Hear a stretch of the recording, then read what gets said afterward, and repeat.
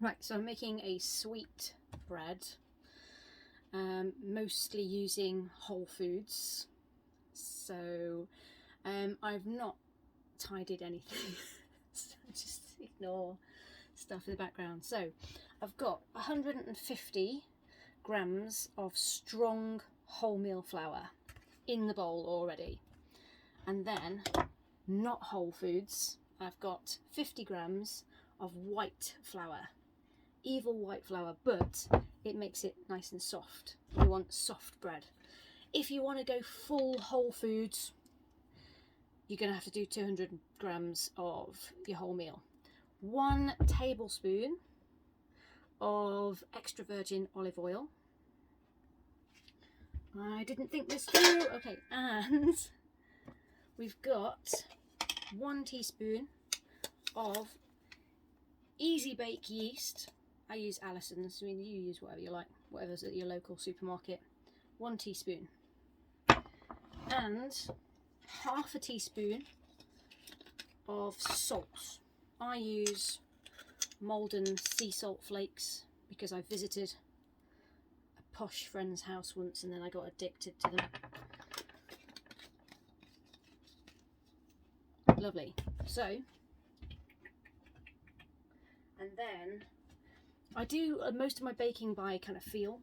I know, really, like measure stuff out.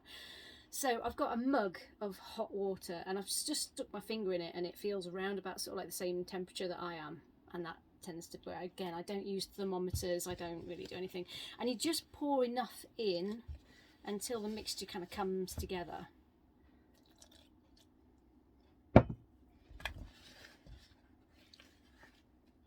See, like that. Starting to come together, needs a little bit more water. Just needs to be warm to activate the yeast. Or at that stage now, it's like, how much more do you need? Could you pour a little bit too much in? So I think I've used about half the mug so far. Like I said, I do these things by feel, really. I am my grandma's granddaughter, and also my dad was never really one for following instructions. He'd just sort of make it up. A little bit of dyslexia in the family, I think. We're just a bit maker-uppers. So it ends up looking like that. It's kind of sticky. So I'm going to pause the video with my... Okay. So I will learn camera angles and stuff better. But just a bit more wholemeal flour. Again, not being accurate with this at all. I don't know how much I'm using. Just put a bit on and then you just need to knead it. So all you're doing to knead it is you're just folding it and pressing on it. There's so much more me in the frame rather than the actual me. You can at least see what I'm sort of doing. So all I'm doing is just folding it and then pressing on it. So I'm just lengthening out the gluten, basically. Now I'm going to do this for about 8 minutes, and you're not going to want to watch 8 minutes of a woman kneading bread. Or if you're the sort of person who does like to do that, there's probably some, I don't know, there's probably videos somewhere else. So I've been kneading it and it sort of turns into this sort of stretchy loveliness. And that's all that gluten in there that's starting to stretch out and do its job. Now we're going to start to add the sort of sweet, nice things. So I've got mixed seeds here. It's half a cup, quarter of a cup. I don't think all of it's going to go in.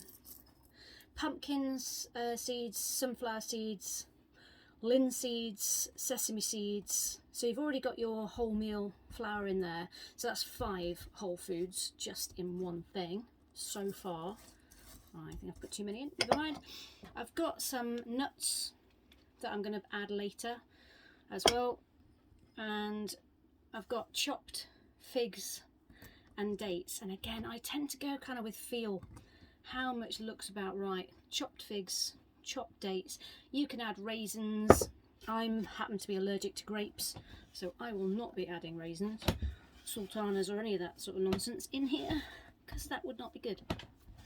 And then you just fold it in and you just knead it again until it's all sort of thoroughly mixed, and the figs and the dates are all going to start to like break down, and the sugar's just going to really push out of the fruit into the yeast and into the bread mix itself, and it's all going to sort of break up and get a bit messy like that.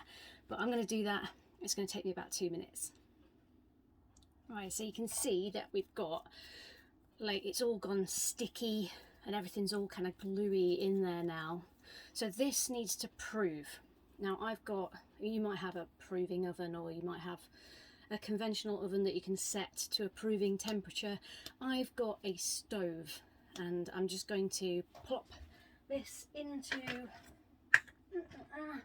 my bowl, and I'm going to put just a tea towel over it, mostly to stop my neighbour's cat from treading on it. And I'm just going to place it by the fire, not massively close, and that it'll take as long as it takes. Sometimes it takes 5 minutes, but you want to like press on it, and when it presses and doesn't bounce back, it's proved enough. Sometimes, honestly, I forget I'm proving it, and it's been fine. So like, don't worry about these things too much. You know, this is like home baking. It's all good.